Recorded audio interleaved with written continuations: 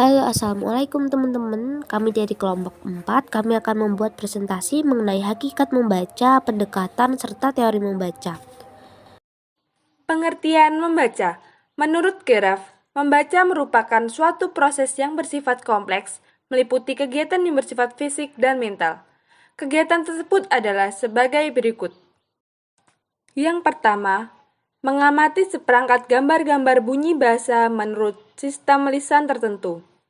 Yang kedua, menginterpretasi kata-kata sebagai simbol lambang bunyi yang mengacu pada konsep tertentu.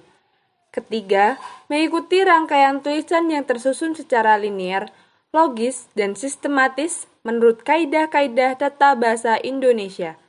Keempat, menghubungkan pengetahuan dan pengalaman yang telah dimiliki dengan teks bacaan untuk memperoleh pemahaman terhadap isi bacaan.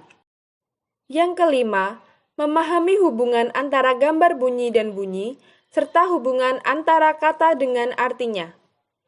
Keenam, membuat simpulan dan nilai bacaan. Ketujuh, meramunya dengan ide-ide dari fakta-fakta baru yang diperolehnya, bacaan untuk memperoleh pengetahuan yang baru atau memperluas wawasannya tentang sesuatu. Kedelapan, memusatkan perhatian ketika sedang membaca.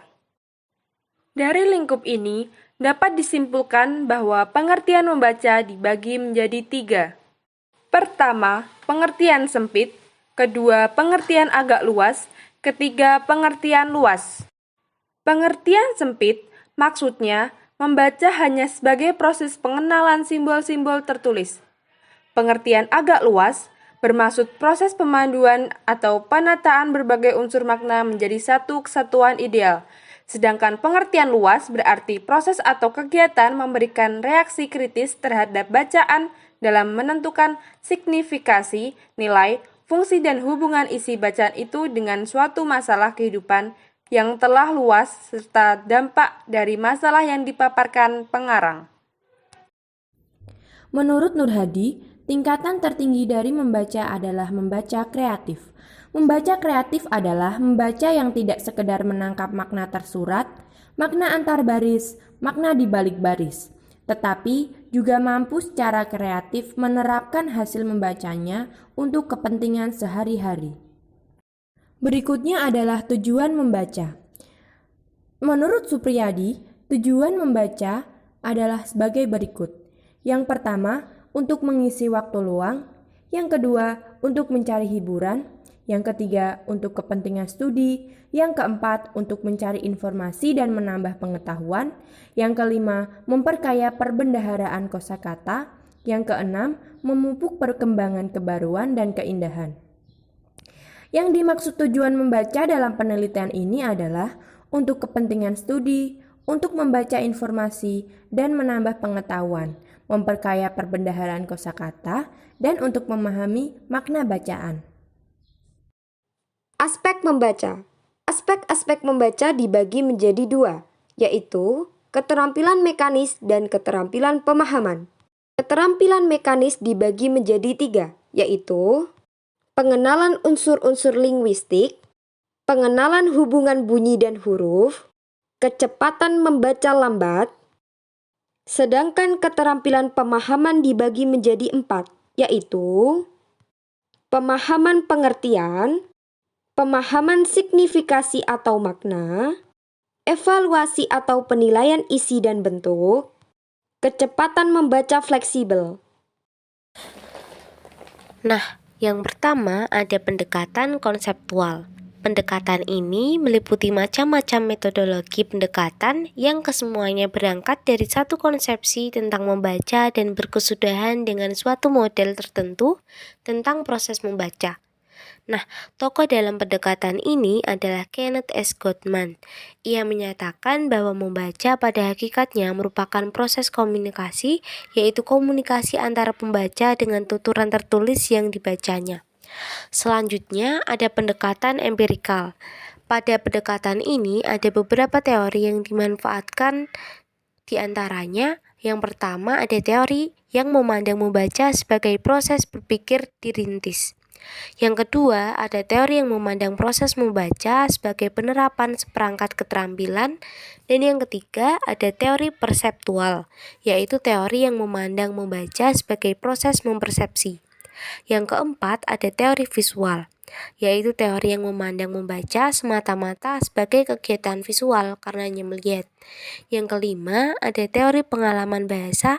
Dalam bentuk permulaannya, teori ini memegang konsep bahwa belajar membaca merupakan bagian yang tidak terpisahkan dari proses perkembangan bahasa pada siswa. Pendekatan eksperimental ini meliputi bermacam-macam studi dan penelitian yang dilaksanakan dengan eksperimental untuk mengkaji bagaimana pemahaman berlangsung, jenis-jenis kemampuan intelektual apa saja yang bekerja dalam proses pemahaman itu, dan faktor apa saja yang berpengaruh dalam pemahaman itu. Yang pertama, eksperimental pemahaman.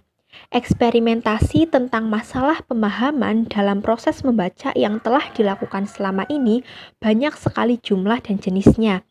Masalah yang dikaji pada dasarnya berkisar di sekitar proses pemahaman atau penangkapan makna dari tuturan tertulis yang dibaca atau bacaan. Yang kedua, jenis kemampuan intelektual. Pemanfaatan kedua dari pendekatan eksperimental dapat ditelusuri jejak-jejaknya pada studi dan penelitian yang mengkaji jenis-jenis kemampuan intelektual yang bekerja dalam proses pemahaman pada waktu pelaksanaan membaca. Nah, kebanyakan studi dan penelitian ini menggunakan analisis faktor, di mana ada bermacam-macam jenis tes, seperti misalnya tes kemampuan membaca, tes pemakaian bahasa, dan tes intelijensia. Yang ketiga, faktor-faktor yang mempengaruhi dalam proses membaca.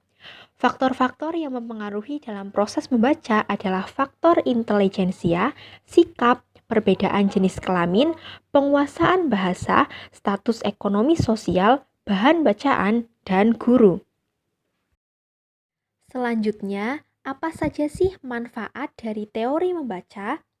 Pertama, suatu teori membaca dalam kelebihan atau kekurangannya banyak sekali membantu pihak-pihak yang bermaksud mempelajari masalah membaca dan pengajarannya memperoleh gambaran tentang apa yang disebut membaca. Kedua, khusus bagi pengajar, suatu teori tentang membaca sangat diperlukannya dalam membaca dan melaksanakan tugas-tugasnya membina siswa dalam membaca. Ketiga, mereka yang bermaksud melakukan suatu penelitian tertentu mengenai masalah membaca dan pengajarannya, suatu teori membaca tertentu mutlak dibutuhkan.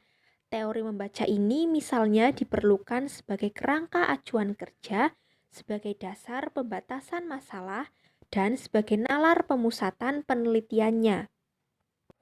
Nah, sekian dari kelompok kami, kurang lebihnya mohon dimaafkan. Wassalamualaikum warahmatullahi wabarakatuh.